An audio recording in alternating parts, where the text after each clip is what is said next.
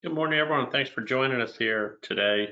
It's just about 11 o'clock, so we're going to give probably another 30 seconds or so, and then we'll go ahead and jump into the presentation here this morning.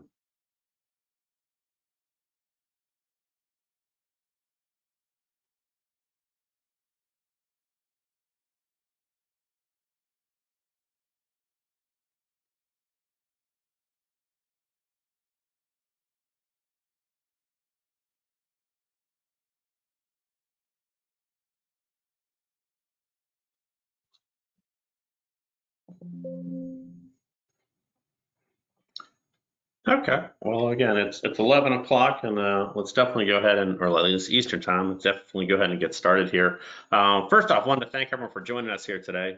My name is Chris Harley. I'm the Vice President of Sales at Data Basics, and the goal of the presentation is to not take too much of your time. Probably looking to take some of the range about 15 minutes or so, but to take you through some of the current trends as it relates to time and expense reporting.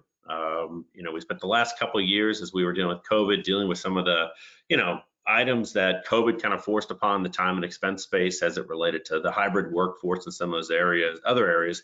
But what we wanted to do today is to take you through the process and show you some of the other technology that's important out there and where we are seeing organizations start to move towards to really take advantage of what they're doing here from a time and expense solution.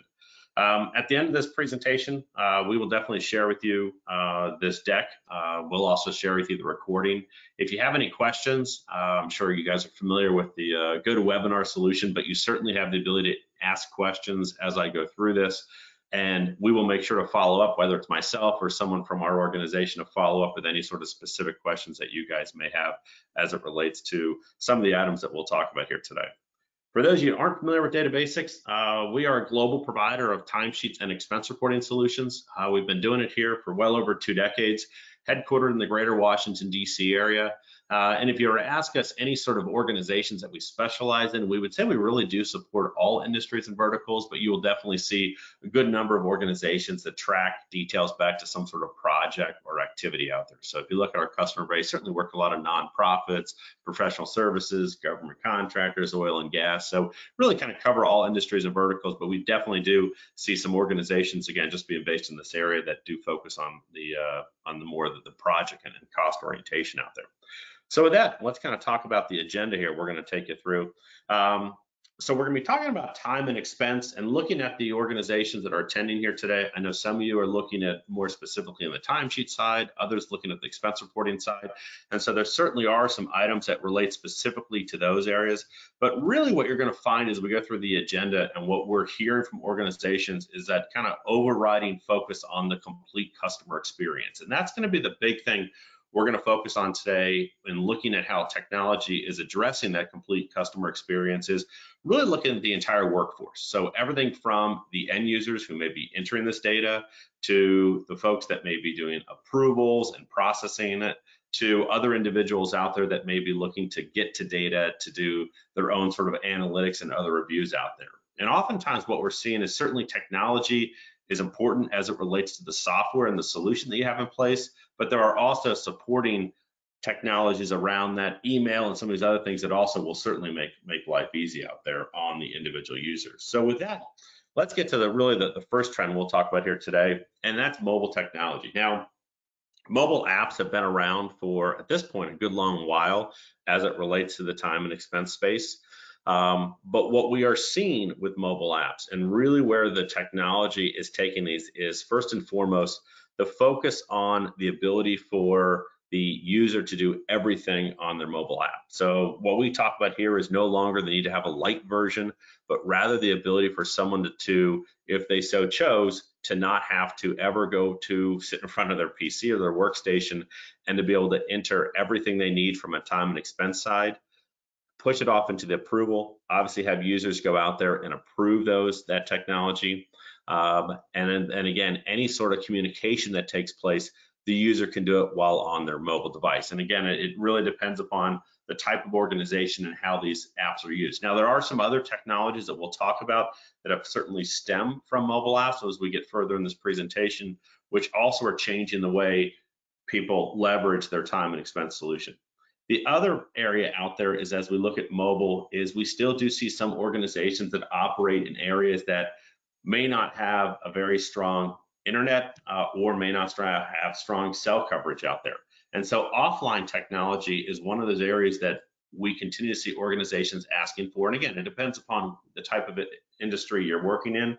But as we look at organizations like international development, oil and gas, and some of these field services customers out there, we are seeing organizations going back to the ability for someone to enter data offline, and then when they have connectivity, go ahead and upload it back into the solution. So the first thing we're going to certainly talk about here is, again, it's just the fact that we have mobile devices that should do everything that the user is able to do on their PC. The second trend, and this is going to be more expense focused, relates to OCR, or optical character recognition. What optical character recognition is the ability for a software solution to read data off a document and basically bring that data into the application. OCR is very popular these days as it relates to expense reporting, as we look at traditional travel expense reporting. So if I happen to have a Starbucks receipt, I have the ability for me to go ahead and take a picture of it. And then when I go to either upload it into the app for the solution to do my expense report, or if I'm sitting in front of my PC and I upload it, this solution will actually read the data and bring all that information right into the expense report. We also do support organizations that are trying to do invoicing. And so on the invoice side, you have the ability for the application to go ahead and read data off the invoice. Now, OCR has been around for a while, and the technology certainly varies by vendor. And I think that's one of the things as you start talking about some of the newer trends around OCR, and that's really what I wanted to focus on, is that, you know, if you look at when OCR first came out, what you were seeing is organizations were doing things like batch uploads. So if you as a user uploaded all of your invoices, or all of your, I should say, all your pictures into the application may take 15, 20 minutes to go out and basically do a batch upload of this information. Today, OCR is getting to the point that I'm going to say it's almost real time. So a user should be able to basically take a picture and have that data read and pulled over into the expense report. But what the other pieces here, as it relates to OCR, which are also becoming some of the new trends, is taking this OCR data and allowing it to do things like match up against a corporate card transaction. So if going back to my Starbucks example, if I had actually purchased Starbucks with my corporate card, and I need to obviously bring all that data and get it together within my expense report, the application will allow someone to go out there, take a picture, have the solution bring that data in, match it up against that corporate card transaction, and then bring all that data together. So the first thing is certainly making sure it can match up with corporate card. The other big piece here, and then again, this relates to the complete customer experience, is on the compliance side. OCR is traditionally and almost has always been leveraged as something there to make the end user's life easier. So again, on the Starbucks side, I can take that picture and upload it in the solution. Where we see the new technology coming out is leveraging it on the back end of the process. So when we look at those individuals that are trying to do audits and compliance out there, whether that audit is taking place prior to someone being reimbursed or post being reimbursed, the solutions these days should have the ability for you to go ahead and to basically go in and look at those expenses and basically have them almost auto approve themselves, at least when those instances where we have some of those receipts out there. So the big trend that we're looking at from the technology side of OCR is really moving beyond giving the end user an advantage, but now also giving those processing data an advantage as well. The next area we're going to talk about for trends is support. Now, support, as we talk about trends and technology, is an area which is kind of funny that technology has certainly helped support, but we also do see that technology has hurt support in a number of areas. On the helpful side, as you guys are very familiar with when you deal with vendors out there, is that you now have better visibility into support tickets. You have the ability to go out there and to find frequently asked questions. There are wikis out there. So for organizations that are looking to get a quick answer, certainly technology has leveraged that. Where we think technology has kind of hurt on the support side is for those vendors that are deciding that they're trying to do all their support via chat or some of these other technology windows out there where you don't really get the full interaction with the vendor. So when we look at the trend as it relates to support, it's not so much technology that's starting to change out there, is that we are seeing organizations and vendors going back to some of this processes where they are putting people in place for those support phone calls. And again, this goes back to the complete customer experience out there, is that the focus from the vendor side should be beyond just basically what the user is doing, but now making sure that you have the ability to talk to people on the vendor front and experienced individuals when you have questions to be answered. And again, so it's kind of one of those interesting areas I said where technology, we certainly see organizations trying to make technology automate the entire support area, but it just doesn't work that way. And so it's one of those areas that we are seeing organizations go back to bringing more of that human interaction as it relates to addressing concerns and just general questions from a customer perspective.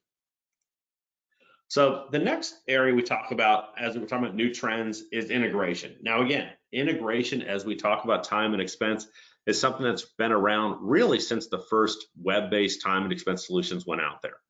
That was really where the advantage that these organizations and these solutions provided to companies was the ability for that data to flow between, whether we're talking about time or expense, between those individual solutions back into the accounting systems that organizations deploy.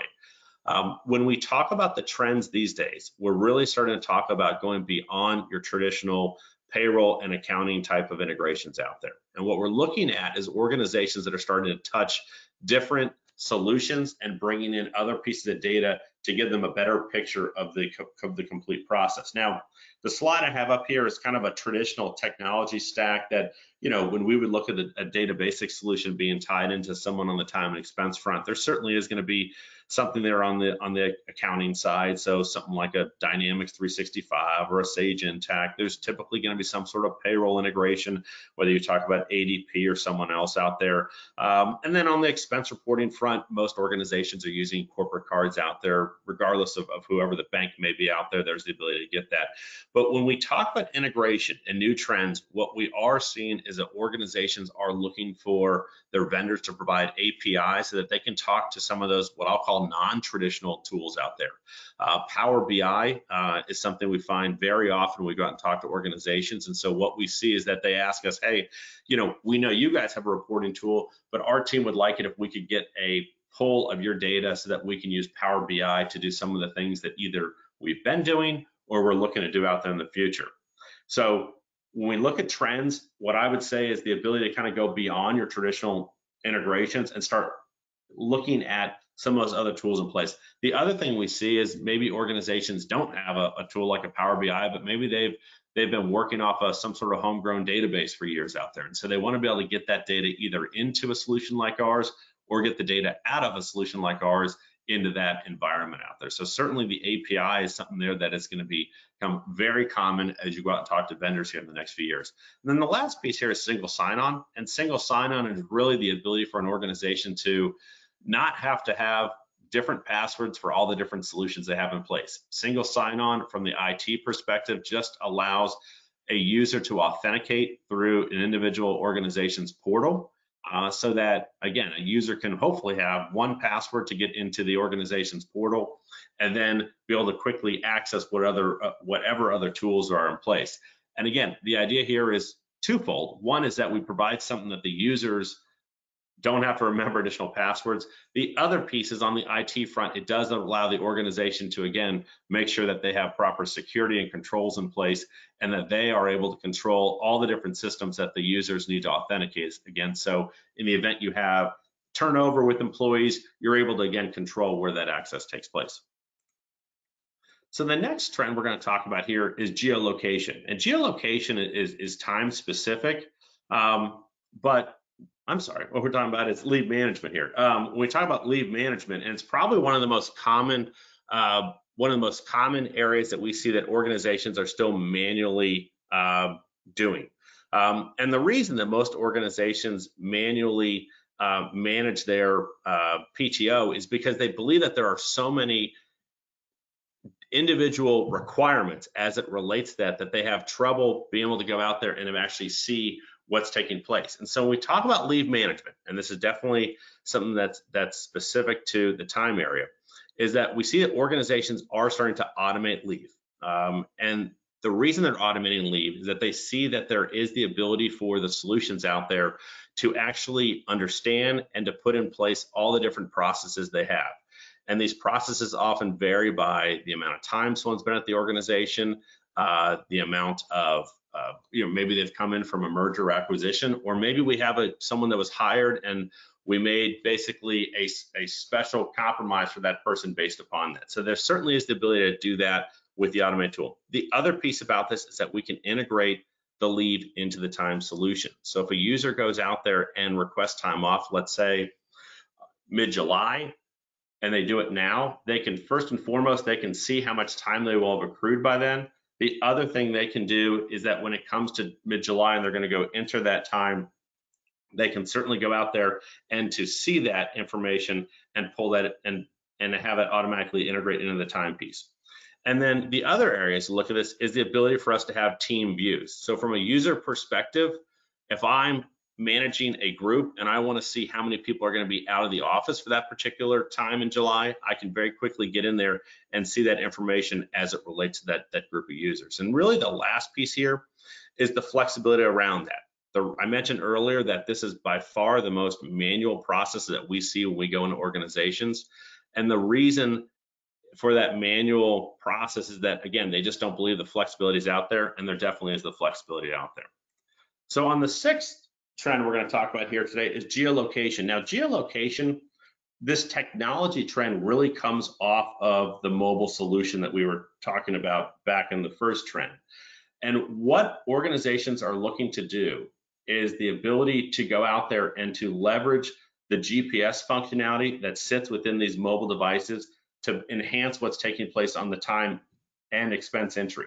The first area is on the clock in and clock out functionality. If you look on that screen there, the screenshot on the right side of those two individual boxes shows the ability for someone, actually showing the output of the ability for a user to go in there and clock in and clock out on his or her mobile device. Now, what that geolocation can do is, I should say what the geolocation allows an organization to do is to put in place a geofence to make sure that we are restricting where someone clocks in and clocks out. We're also going to be able to alert that person if they go outside of that geofence. So if for some reason someone forgets to clock out at the end of the day and they leave, the application will notify the user to let he or she know that, they may have not clocked out and that we can go ahead and capture that. The other important part about this is that it allows organizations to deploy a clock in and clock out functionality at a very low cost. And again, whether it's a bring your own device sort of process with an organization or you are actually providing devices to users, it is much cheaper to leverage the mobile technology to be able to clock in and clock out than it is to put those old clunky clocks on the wall, as organizations have done for many years. And that also includes the support side. So the first area as we look at that technology is certainly supporting what's taking place in the clock in and clock out side. The other area on the expense front is looking at mileage tracking. So for those organizations that do want to use mileage tracking, most vendors like us are going to use something like Google Maps, which we certainly do to pick up from point A to point B to point C. But if the organization doesn't, or if the user doesn't want to have to enter that data and they want to basically start, stop, they certainly have the ability to go ahead and do that there with the geofencing out there. So the geolocation, which again is kind of a subset of the mobile area, is certainly a technology that is really starting to catch on, and also an area that is certainly going to disrupt in the timesheet side, especially as it relates to what's taking place with time clocks out there. Now, I will say there are still organizations out there that use traditional time clocks on the wall that leverage different things, whether we looked at biometrics and some of those other areas on the security, that we still think they may be looking to leverage some of those traditional clocks. But there are a lot of organizations out there that are able to take advantage of what's taking place there on the clock in and clock out side using the geofencing there within the mobile devices.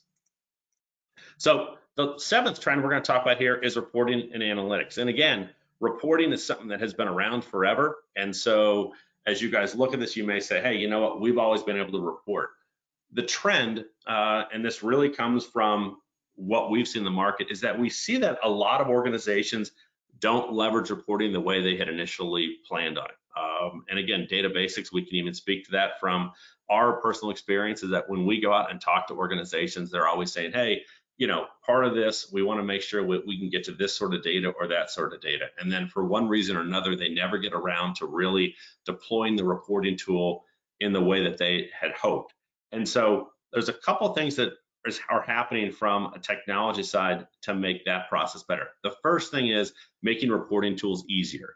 And certainly you will see out there as you look at what's taking place on the reporting front, I know I can speak to what we've done, is we've worked on the reporting tool to make sure that it's able to be managed based upon the individuals that are typically going to be touching these solutions. So someone on the accounting and finance side, maybe payroll and HR out there, but to give them tools that allow them to quickly and easily get to data. The other piece around this is also making sure that they can get to better data out there.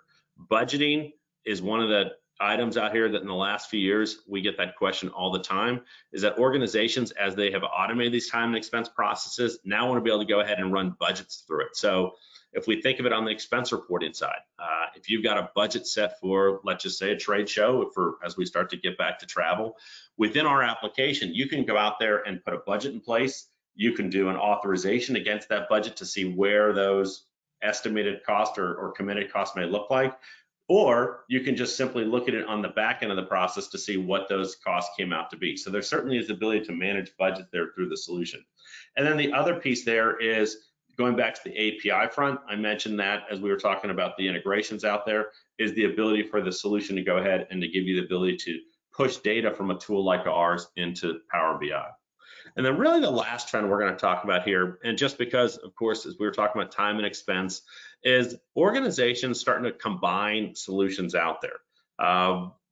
As it relates to what we see with a lot of our customers, is that they come to us looking for a solution that will allow them to do both time and expense together. Now, the reason they do that is for a number of reasons. One, it gives a single point of entry for the user as it relates to how they get to data. It gives you a single integration point. So as you're pulling over data like projects and cost center details, you can go ahead and do that. You can combine the data as it relates to reporting and looking at that. So as we talked again about, data around a particular event, we can see labor costs as well as travel costs and other expenses out there. And then ultimately, it's going to give you a cost savings out there. Now, why is that why we put this in a technology trend? And the reason I put this as a technology trend is that traditionally organizations in a best of breed approach have looked at single solutions to provide that particular solution. And the reason was because maybe you had an application that did time well, but didn't do expense well, or vice versa out there. With the technology getting better out there, we believe you should be able to go to certain vendors out there and be able to get a good solution or a great solution that does both time and expense in one solution. And if you can do that, obviously there are cost savings out there as you're not having to pay for two different vendors, and of course looking at a single point of support out there. So with that, taking just about 20 minutes or so, so hopefully not too long today, but I did want to wrap up and say thank you for giving us some time here today. The big focus as we look at trends is really the complete customer experience out there. And when we look at that, it's looking at organizations trying to address everything from the end user to the folks making decisions to those folks processing these time and expense reports. It's no longer an environment out there where organizations are just simply focusing on what the end users are doing. And as we talk about technology out there, there still continues to be areas of improvement. I tried today to talk to you about some of those those newer technologies and some of those fringe things that organizations aren't really looking to leverage, like automating their lead process or taking advantage of an API out there. So there still continues to be trends and technologies out here that certainly will provide you advantages and cost savings. And if you did have any questions, my contact details are there, as well as you can reach out to Data Basics directly and talk to other folks within our organization.